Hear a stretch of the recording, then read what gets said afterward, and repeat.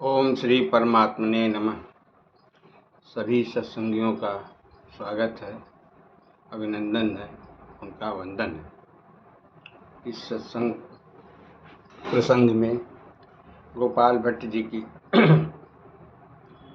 जीवनी का जो हम लोग श्रवण कर रहे हैं और अब तक ये श्रवण किए कि गोपाल भट्ट के पिताजी वेंकट भट्ट गोस्वामी जी प्रधान अर्चक थे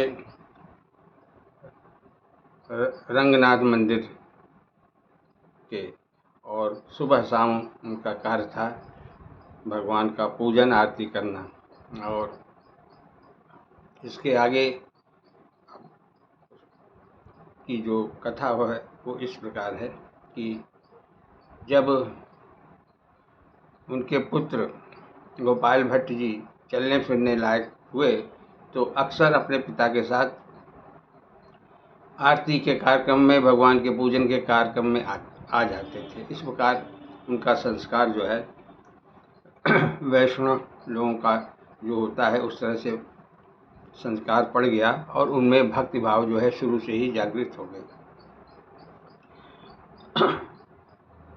वेंकट भट्ट जी का जो है नियमित कार्यक्रम यही था कि सुबह शाम पूजन आरती करना, और वही सबसे बड़ा उनका जो है सुखदायक कार्य था, क्योंकि वो ऐसे देव की पूजा कर रहे थे जहाँ की साक्षात जो शेष शाही नारायण का विग्रह था वो भगवान द्वारा ही ब्रह्मा को दिया गया विग्रह था, और उनके साथ जो चल प्रतिमा थी वो साक्षात श्री राम की ही प्रतिमा थी।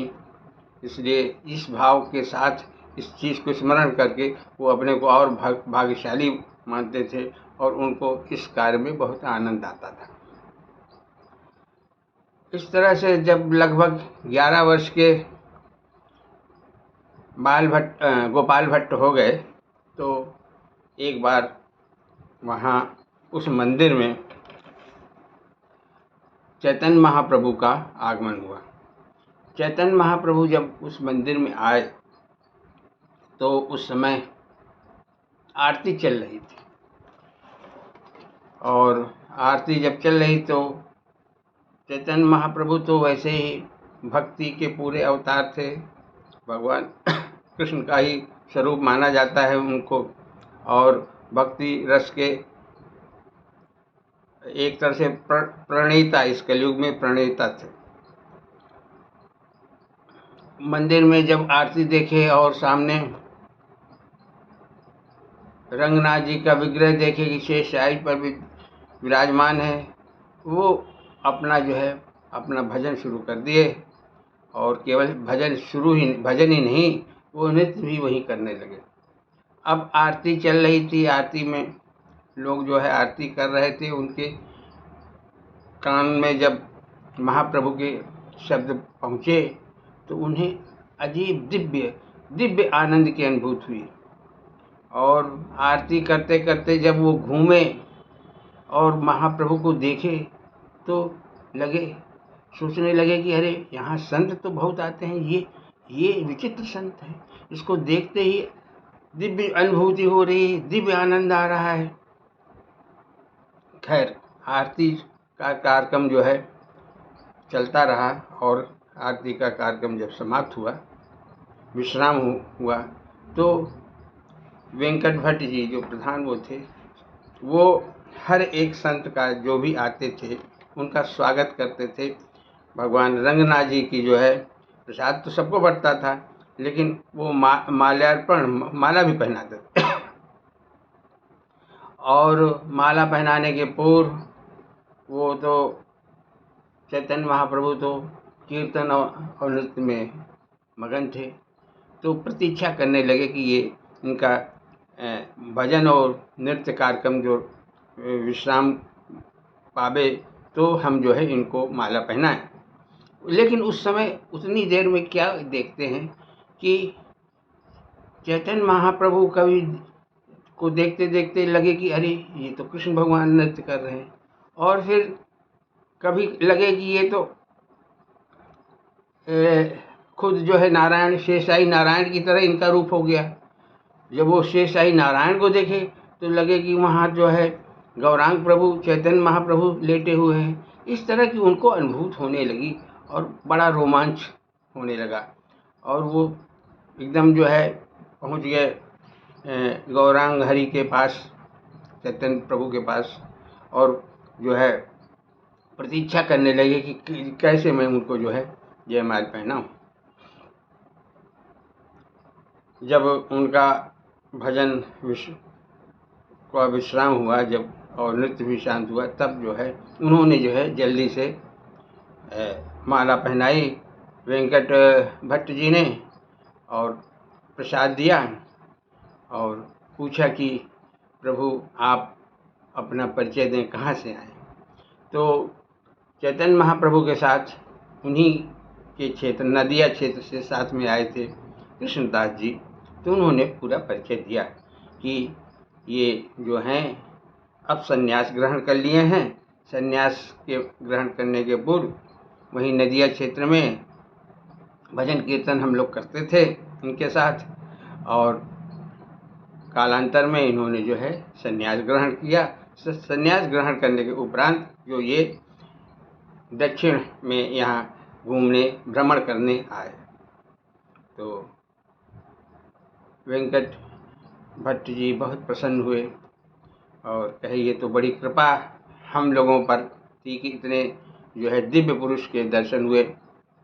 और फिर उन्होंने गौरांग प्रभु से कहा कि मैं चाहता हूँ कि आप हमारी कुटिया चलें और हमारी कुटिया को पवित्र करें, वहाँ चल करके और हमारी सेवा स्वीकार करके। आपके चेहरे से लग रहा है कि आज आपने भोजन प्रसादी भी नहीं ली है, ये मेरा बहुत सौभाग्य होगा, हम पर बहुत बड़ी कृपा होगी जो आप चलें हमारे कुटिया। जब ये गौरांग प्रभु को लेकर के अपनी कुटिया की तरफ चले, कुटिया के पास पहुंचने पर इनके परिवार के सभी लोग जो है महाप्रभु को देखकर भाव विभोर होकर प्रणत हो गए, और जो इनका पुत्र था गोपाल भट्ट, वो तो आंखों में उसके एकदम अश्रु आ गए और हे कृष्ण करते हुए दौड़ा और महाप्रभु के पास पहुंच के साष्टांग तुरंत उसने किया। महाप्रभु ने बहुत प्यार किया, लाड़ दिखाया उसे और गले से लगाया हैं। फिर अंदर जो है वेंकट भट्ट जी ले गए अंदर और उनको पधराए महाप्रभु को, और उनका जो है चरण पखारे और जो चरणामृत था वो घर में सभी लोगों को बांटे।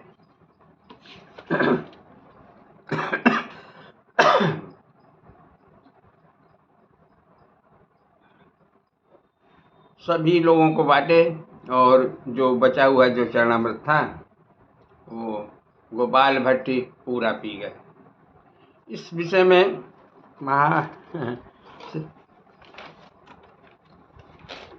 एक संत कहते हैं कि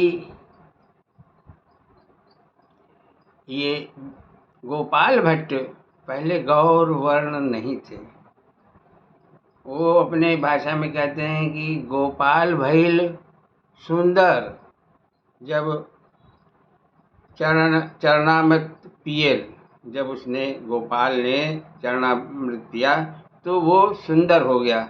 और सही बात है कि गोपाल भट्ट पहले उतने गौर वर्ण के नहीं थे, लेकिन इनके चरण प्रसाद या चरणामृत पीते पीते एकदम गौरांग प्रभु की तरह एकदम गोरे हो गए। और इस तरह से 2-4 दिन बाद महाप्रभु ने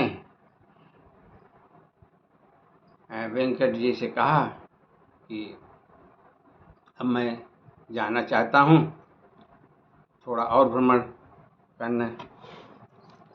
तो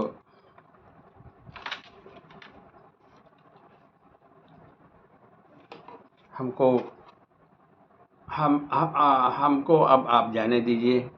तो वेंकट प्रभु ने हाथ जोड़कर कहा, प्रभु मैं आपको रोक तो नहीं रहा हूँ, लेकिन आज जो है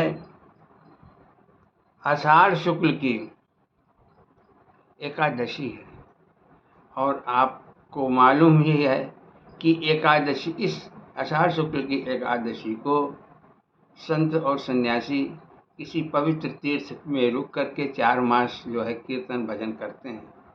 आपकी बड़ी कृपा होगी कि आप जो है यहाँ रुक करके कीर्तन भजन करें, और हमें इसका जो है पूरा लाभ मिले।